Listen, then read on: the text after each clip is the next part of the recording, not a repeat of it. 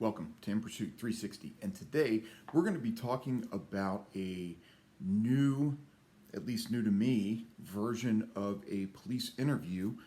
Thanks to one of the subscribers, Dr. Magnum, recently wrote in talking about his recent experience with an interview, and it sounded kind of unique. So let's talk about that unique experience. Welcome to In Pursuit 360, and here we go. We are going to be talking about something different that I really hadn't heard about, and so I'm going to kind of throw out there the ideas that the subscriber said that this law enforcement agency used and what the results were, and maybe some ideas on how to respond to something like that.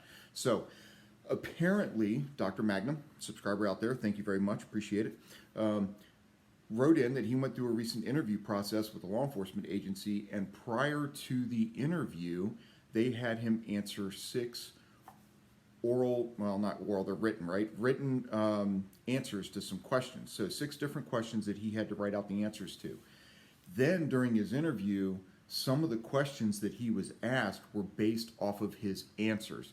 So he didn't really share what those questions were or what his answers were. But apparently after the interview, he was kind of advised, I'm sorry, he or she, didn't mean to assume anything there, but anyway, was advised that some of his answers seemed a little standoffish or defensive. So I'm assuming, which could be dangerous, we all know about assume, right? You break those words down, the first 3 letters, you and me.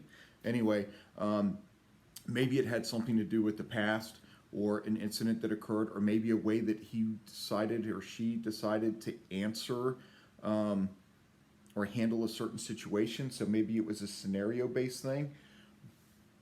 But be aware that while they're asking you these questions, it's not that they're testing your knowledge, they're testing your response. How do you respond to things? So let's say you gave the perfect answer. Let's just say it was a scenario. What would you do if you started to walk into a convenience store and notice it was being held up? You're off duty, but you do have your badge and your gun. What would you do? And you said, let's take it both ways. You said either I would become a good witness because I wouldn't want any innocent civilians to be hurt. I would get a great description. I'd get the getaway vehicle. If there was a chance to confront the person with no civilians around, I would do that. If not, I would just gather as much information as I could and call it in right away and get a lookout put out. That's not a wrong answer. How about, well, if there was nobody else around, I would go ahead and draw my weapon, identify myself, and challenge the suspect while he's at the counter. That's not necessarily the wrong answer too, right? There's a totality of circumstances that goes into all of these answers. But you don't know all those yet, right? You're not an officer yet. So either one of those can be right. But now what they're going to do is now they're going to test you. Now they want to see what happens when they challenge you. So let's go with that first scenario where you're a good witness. Really? You would just let them get away? So even though they've held a gun to a clerk or a human being and you're a sworn law enforcement officer, you're just going to let them walk out and get in their car and get away? Why would you do that? Okay, well, why would you do that? Tell them. Don't back down. Don't change your mind. Don't get wishy-washy. Explain yourself. And even if it ends up being wrong by department policy or law later, justify yourself and tell them how you're thinking. I would be concerned about any civilian casualties. If I were to challenge this person, they could shoot the clerk. Or if I wait till they come out of the door, you know, there's a pretty good chance there'll be other people in cars that are nearby or at the gas pumps or out crossing the street or something like that. And my concern would be, and plus I'm not wearing my ballistic vest, you know, my concern would be possible injury or death or something like that to somebody else that's around that maybe I'm not immediately seeing because I'm focused in on this bad guy. So I would be concerned with being a good witness to ensure that no innocent civilians are hurt. So you're just going to let them get away. Well, if that circumstance, yes, sir, I would let them get away. Stick with it. They'll go, okay, right? But be careful not to be going, well, you know, maybe I would go ahead and, because now you're being indecisive. Make a decision. Stick to it. If that's what your gut is telling you, if that's how you've decided to answer that question, the only thing you have to do is answer why. Why did I do it that way? But, here you go, be careful not to become defensive. Well, yeah, I'd be a good witness. I don't want to see any civilians get hurt. I mean, that's not my job as a cop, is to let innocent civilians get hurt. So yeah, that's the decision I would make, right? Is, do you see the difference in the tone? Do you see the difference in the answer, in the way that it's given, right? So let's go second scenario. I would confront him. What do you mean you would confront him? What about the risk? What if he ended up shooting the clerk, right? What if there's another person in the store? Then your answer may sound something like this. Well, I mean, based on the scenario and me walking in, if I'm already in and seen, then I'm kind of stuck. And if the weapon's not aimed at the clerk, if it's aimed down at the counter, if it's off to there's so many variables in there. But given the right circumstances, I would feel that it's necessary to go ahead and confront the subject right there, or confront him right there, because I don't want him getting out of the store where there are a lot more civilians out there where somebody else could end up getting hurt. So it would probably be better to go ahead and confront him in the store. Well, what if there are other people in the store? Aren't you putting their lives at risk? That would have to be a judgment call in that moment. It's really kind of hard to think this scenario through. I mean, I don't have the training. I'm not familiar with the policies and the laws and things like that. I'm just kind of thinking like maybe it would be better, to deal with it there than to let them outside of the store where there are a lot more innocent civilians possibly just driving by or out at the gas pumps or just pulling in, or, at least I kind of know what the variables are inside the store, but not necessarily outside the store. So just tell them what you're thinking. Tell them why you're thinking what you're thinking. I'm not saying there's a right answer. I'm not saying there's a wrong answer. Now, if you see somebody robbing a store and you don't necessarily see a weapon and you say, yeah, I'm going to pull out my gun and shoot them, that could be a very wrong answer, right? That's not what we do. But again, they're looking for your mindset. Anyone out there that sees this back here, I get comments, especially on the shorts that go out to the general public. Gang symbol, gang symbol. No, it's not. No, it's not. But that's what a very limited number, but some of the public think, right, is that we have this gangland mentality of, shoot them all and blah and all that other stuff. Yeah, whatever. Departments go through a lot of trouble to make sure that they're picking the right candidates, right? And that's kind of part of it, is to see what is your thought process. How does your mind work when confronted with different things? And that's even when your mind is confronted with challenging your answer to a question. Do you think that there's ever a time in a law enforcement officer's career where he's out dealing with the public where people are challenging them on a regular basis? They're telling them they don't know what the hell they're talking about. They're telling them that they're worthless. They're telling them that they're a piece of crap. They're telling them that they're violating somebody's rights. They're telling them that, hey, I pay taxes, so I pay your salary. I love that one, because one time I told somebody, well, I pay taxes too, so I guess I'm self-employed.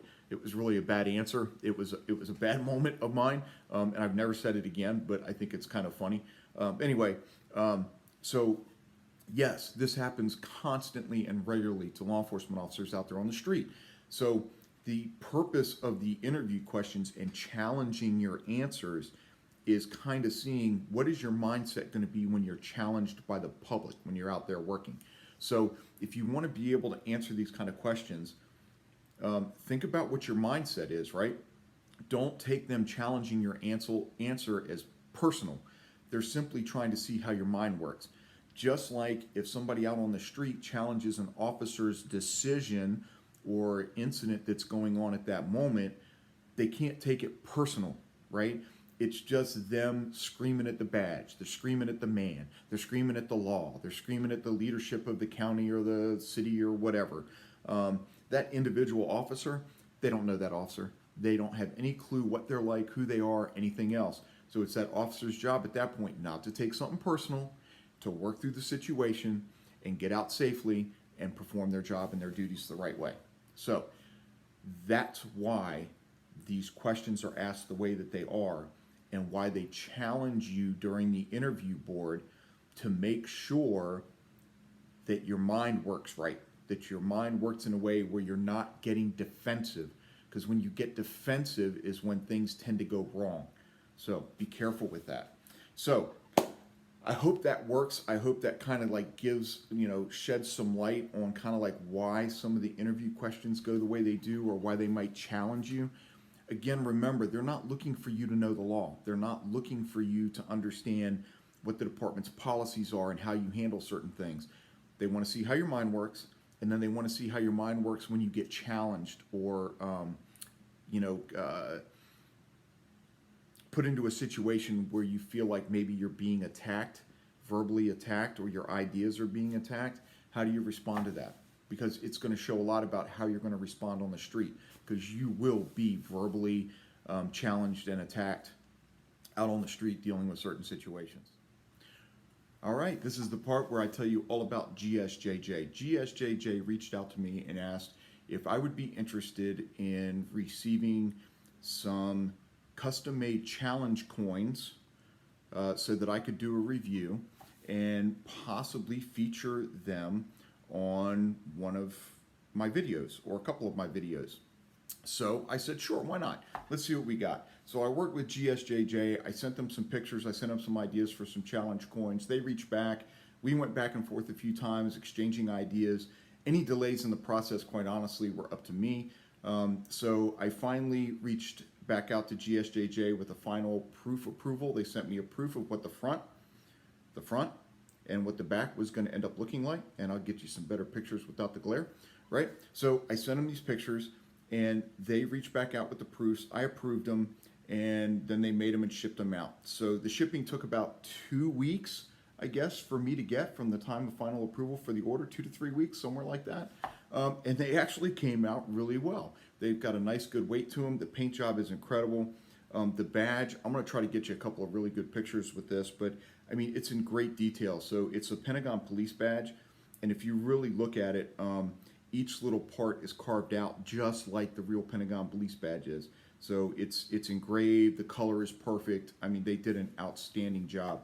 So not only am I doing this real quick review for them, which, I mean, the only compensation I got is they sent me 10 of these free coins, which I will be giving away some of them when I hit 3,000 subscribers. But other than that, nothing. They did offer me an affiliate link, which I put a link to down below. That's kind of not really what this is about. They asked me to do a review on it, and I have to say the craftsmanship, the paint, everything seems to be awesome. I mean, it's a good heavy-weighted challenge coin. They did a great job with the design. They came out with exactly what I ended up asking for. So I would recommend GSJJ. They have other options out there. Not only do they make challenge coins, they make t-shirts, stickers, lapel pins, all kinds of good stuff. So, hey, go check them out, gs-jj.com, or you can check out the link down below that has my affiliate. So anything you order, get a small piece, but whatever. All right, so go check them out, gsjj.com. Hey, don't forget, please hit that subscribe button. We're over 2,700 subscribers. Yes, when we get to 3,000, I'm going to give some of these away. All right, and then I will be more details about that. So yeah, when we hit 3,000 subscribers, I'll go ahead and we'll do a giveaway. We'll give a couple of these away, maybe some other stuff that I come up with. I'm working on some t-shirts. So yeah, all right, so hit the subscribe button down below. Let's get those numbers up. Smash that like button if you don't mind, helps with the algorithm. If you got to give me a thumb down, give me a thumb down, but give me a comment as to why. Speak your mind. Come on, let me know. All right, and then hit that bell notification, let you know when the next video is coming out. All right, sound good? All right, so in the meanwhile, as always, be safe out there.